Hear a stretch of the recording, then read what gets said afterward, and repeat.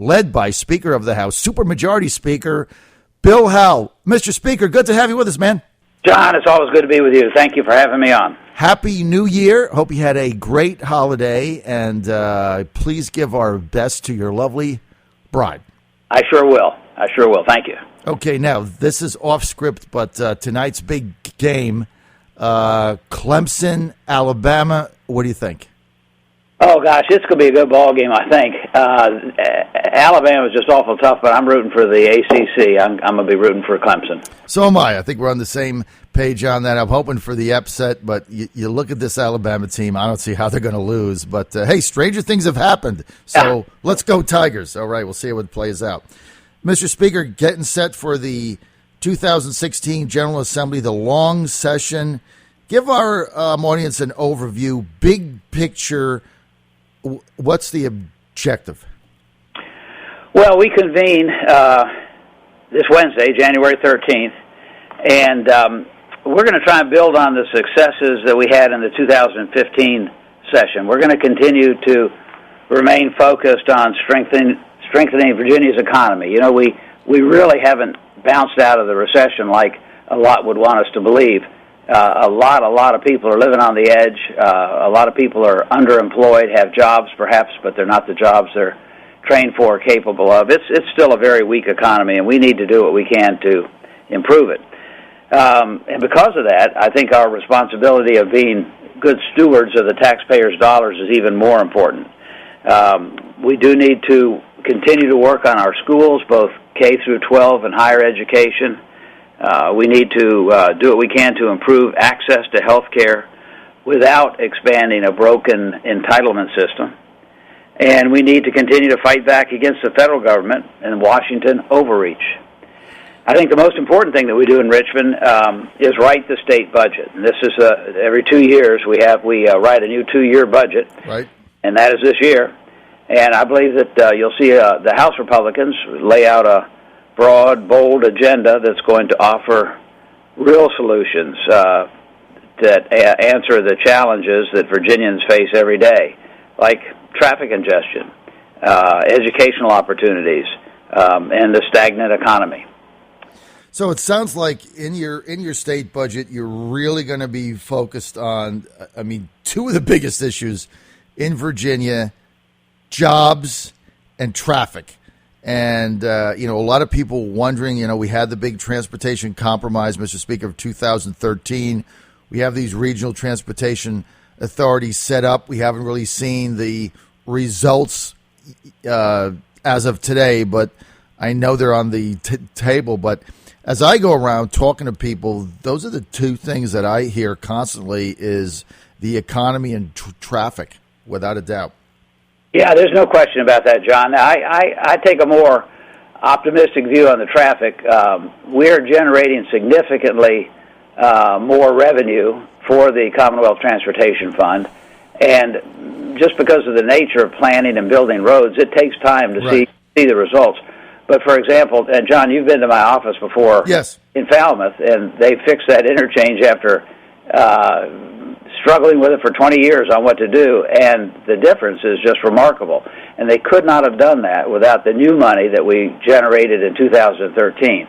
And I suspect if we looked into it, there's projects like that all across the Commonwealth that are happening.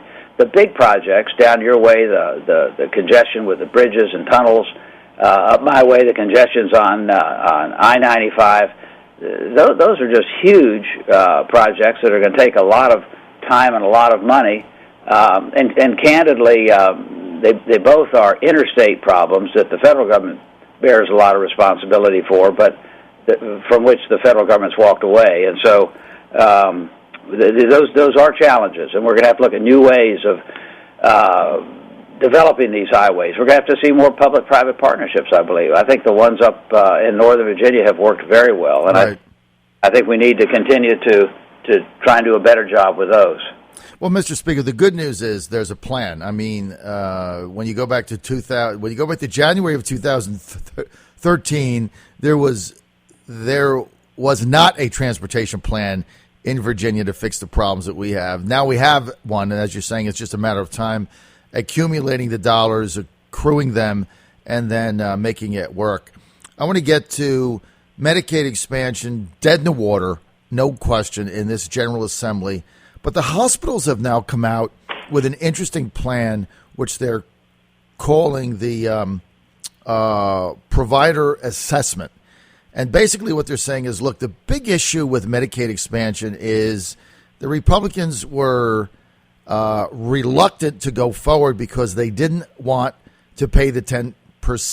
The government, the feds pay the other 90%. And some of the big hospitals are saying, look, we'll guarantee that 10% in order to get the federal dollars to expand Medicaid, so it's not going to impact the state of Virginia. We'll go ahead and pay that ourselves through an assessment tax, if you will, and then we can get these federal dollars in, expand Medicaid, etc. Virginia has no risk. What do you make of that? John, instead of calling it whatever you said they call it, they ought to call it bait and switch. It's a shell game. It's not going to be there's no such thing as no one has to pay for it, like the governor said. It's all free. We know much better than that. There's just so many flaws with this proposal. First of all, we've never said the whole reason we're opposed to Medicaid expansion is that we may have to pay more than the 10% share. What the Medicaid expansion does is it puts 400,000 more people on the Medicaid rolls. We can't take care of the people that are on the Medicaid rolls now. And to add 400,000 people to the nearly 1 million people that are receiving Medicaid benefits today would just be a chaotic. And there's lots of reasons for being opposed to the expansion of Medicaid. One of the biggest ones, though, is the fiscal impact that it would have on the Commonwealth. And if you read carefully the proposal that the hospitals have put forth, they're very quick to say that they will pay up to that 10%, but if it ever goes up a nickel above that, they walk away from it. And you know that it's going to cost more money down the road. You know that with a federal government that's $19 trillion in debt, there's no way in the world that they can continue with their commitment to pay 90% of the cost of expansion of Medicaid all across the country. They're going to back away from it in one form or another. I could go on and on about the problems with Medicaid expansion, and that this new plan is really nothing more than trying to put some lipstick on the pig. It's just not going to work. And what we do need to do, we do need to continue to try and find ways to help the people that are truly needy. We need to strengthen the safety net for the people who can't take care of themselves for whatever reason. And we need to, and we have done that over the past couple of years. We've probably doubled the money that we put into free clinics and community health centers. We need to continue to work on more money for mental health and some of the other issues specifically like that. There's a concern out there for people who are again living on the edge or caught and can't provide health care for themselves, and we need to take care of those people who are truly needy and truly deserving. But we don't need just to increase the rolls by almost 500,000 people simply because they're earning less than 136% of the poverty level. Well, it is going to be 500,000 because whatever we've seen in the other states that have expanded Medicaid, whether it's New Jersey, Kentucky, Arkansas, whatever it is, Ohio, that whatever the estimate was going in, that it went up about 20 to 25% immediately because of the number of people that were just under that poverty cutoff that then had a secondary job or they had some other means of income that they immediately stopped in order to qualify. So it is going to be 500,000 people. It would almost be a 50% increase based on what we have today. And I mean, I'm just reading you the facts. I mean, it is what it is. So that's I think one of the issues that we have to look at. 7:50. This is the John Fredericks Radio Network across Virginia. We're with Speaker of the House of Delegates, Republican Bill Howell from Virginia, super majority speaker leader. Let's get Speaker Howell to Terry McAuliffe's corporate income tax cut. When I saw this come out, I'm like, wow, has the governor finally seen the light? He's actually talking about cutting taxes. What do you make of it? Not much. It's we got a couple of things about it, John. It's his way. He's funding this proposed cut in the corporate rate by the so-called savings in Medicaid expansion. He thinks that if we expand Medicaid, we're going to save about $300 million in spending. Now, if we were to do that, we'd be the first state in the union to have that. No, as you just pointed out a moment ago, states are spending far more than they'd anticipated in Medicaid expansion. But he says we're going to generate $300 million. He says he's going to take $150 million of that for the expenses of expanding Medicaid. Now, I find that interesting because for years he's been saying it won't cost the state a thing to expand Medicaid. Now he's acknowledging that it's going to cost quite a bit. And with the other $150 million, he's put it in for things that he thinks Republicans would like tax cuts, like different issues such as that. We're glad to see that he's acknowledging the taxes are too high in Virginia, and they do need to be cut. We think there's probably better ways of doing it than expanding Medicaid. Well, we know that. But also, we would maybe like to see that business tax cut go more to the smaller businesses, the ones that are really struggling. Candidly, a 25 basis points, a 1/4% cut in the corporate income tax isn't going to make, as the governor's contended, it is not going to make a big company decide to move their headquarters to Virginia. Right. But you could take that money and send it on down to the subchapter S corporations, the LLCs, the startup companies, the people that really could use every penny of tax savings that they could get. And so we're looking at it from that standpoint. Look, I think that makes a lot of sense because, as you said, it's the littler companies, the startups, those are the ones creating the jobs, but those are also the ones where a slight reduction has a bigger meaning than the bigger companies. So I think you're onto something there. Mr. Speaker, let's get to the Second Amendment. Terry McAuliffe, Mark Herring ending the reciprocity agreement with all these other states. It just this. I tell you what, this is getting tiring to people, gun owners like myself. It's another way to make headlines with another gun grab. What's the deal here? Well, it's obviously a payback to Michael Bloomberg, who contributed millions of dollars in the legislative races this past November. And it's an overreach. We question whether Herring has the authority to do this. The reciprocity deal, we're not sure about the governor's edict that you can't carry a concealed weapon in any state property. We're looking at both. We probably will have legislation in to try and correct both those issues. You know, the House particularly, and the Senate now as well, under Republican leadership, has always been very pro-Second Amendment, and we cherish the rights. You know what this is really all about, John, and you can appreciate this. This is more than just saying we're going to end reciprocity with Tennessee.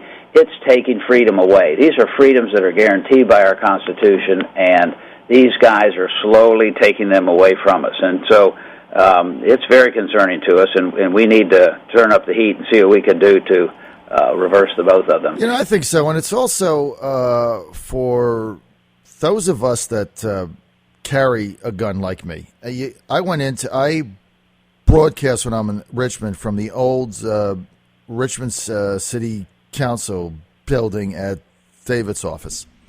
And, the other day I went in there to talk to him, and there's a big sign up. You know, you can't carry in your guns. This is a public, signed by Terry McAuliffe. So I had to, go back in the vehicle, put my weapon in there. And, I was going up the stairs thinking if I was going to attack somebody, I would go into here because nobody can defend themselves. I just don't see where this makes any sense.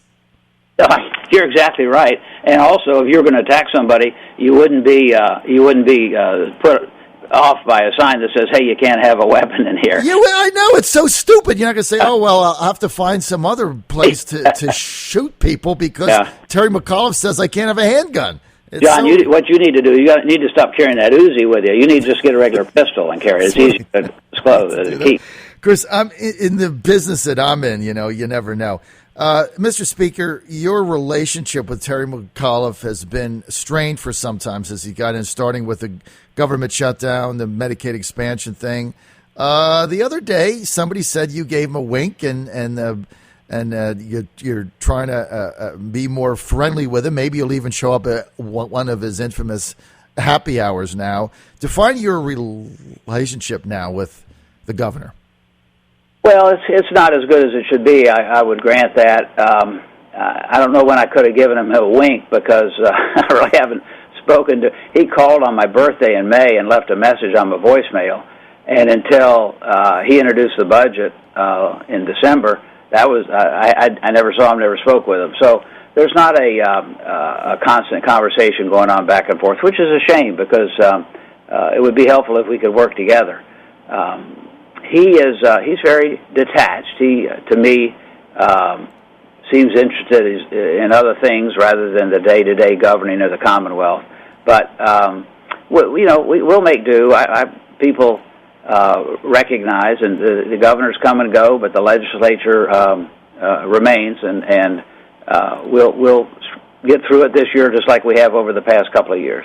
Well, I don't expect him to be spending too much time in Richmond, especially if Hillary Clinton becomes the nominee. He's probably going to be spending a lot of time campaigning for her around the United States. But look, he's in the downside. He's got two more opportunities to basically reach out to Republicans, I think, in a way that he hasn't had. But I'm just going to give you my opinion, and then then we're out of time. He surrounded himself, Mr. Speaker, on a staff with very partisan people. I mean, a lot of the people on his staff just simply hate Republicans. And I'm just being honest. And so I think when you come into an environment and you have divided government and you have a speaker and you have a Senate majority leader that are on the other side and one of them has a supermajority, I think you want to surround yourself with a staff of people that want to reach out and get things done. I think he did the opposite. I mean, you look at the people, surrounding him on his staff. I mean, they just hate Republicans. I don't think that's a platform to get anything done. What say you? Well, that's an interesting point, John.